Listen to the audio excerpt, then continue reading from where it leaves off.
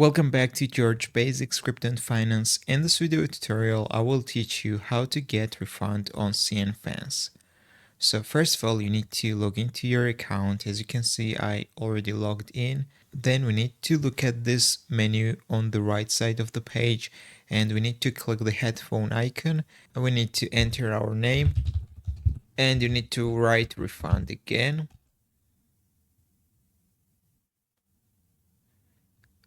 You need to select I want to return the item right here, and it will give you an instruction what you need to do.